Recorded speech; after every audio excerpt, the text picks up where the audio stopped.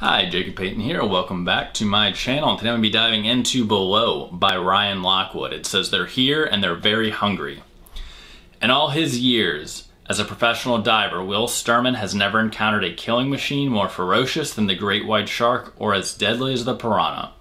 Now, off the coast of California, something is rising from the deep and multiplying, voracious, unstoppable, and migrating north, an ungodly life form, trailed by a gruesome wake of corpses. With the help of the brilliant and beautiful oceanographer, Valerie Martel, Will finds himself in a race against time to stop the slaughter by a predator capable of devastating the world's oceans.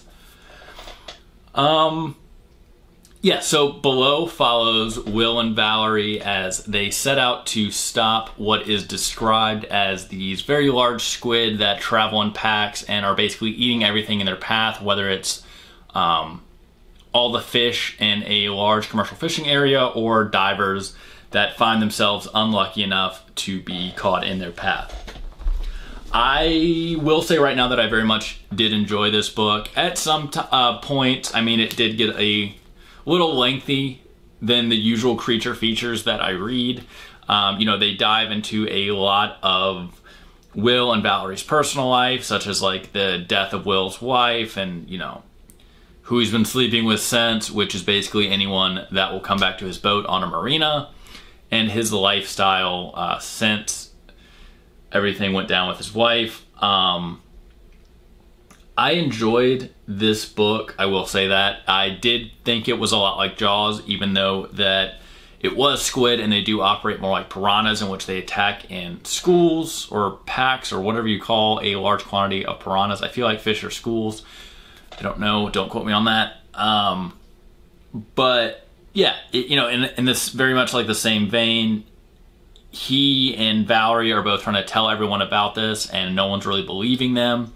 So it's kind of up to them to go out and stop this before all of these squid migrate north and, lay their eggs and start really hurting people and a bunch of stuff like that. The only thing I will say I kind of didn't like about this book is sometimes the romantic tension between Valerie and Will was a little tedious. I mean, I get it, it's a creature feature, and that very much is a trope for a lot of creature feature books, especially aquatic horror, where the main male protagonist and the main female protagonist kind of start banging it out, and that kind of sets up tension for when either one of them are in danger and makes them do something risky, like dive off a boat when there's a shark in the water or something like that. But at times it was a bit much. It kind of felt like, hey, there's a bunch of murderous squid out there. Maybe now's not the time to have a romantic getaway. But, I mean, I get it. It's all helped add out the story and got into the characters a bit more. So I understand why they were there. Maybe it's more my personal thing, because I find this when I read Richard Lehman too, where I just want to focus on the story more, or at least the monster more. But yeah, and there is a lot of head hopping. There's a lot of pretty gruesome deaths, if that's what you're into. A lot of really good monstrous squid kills. If you do go on Goodreads, you will see some reviews that kind of pan the book or give it 1 stars, not based on the story, but because there are some really weird lines in the book about Mexican and Mexican Americans. At one point, it's clear that he's trying to cast a certain subset of characters as racist, but it is kind of a repeated theme of the book, and that is a little odd. That being said, when I was reading it, I didn't feel like this was the author's personal beliefs. I took it more as him trying to show certain characters in a certain light. And sometimes that did come across not great, or I guess a better way to say it would be it fell flat. I have not read any of other Ryan Lockwood's books, so I could be completely wrong, and this could be a repeated theme throughout all his books, in which, in that case, I don't know what to say on that.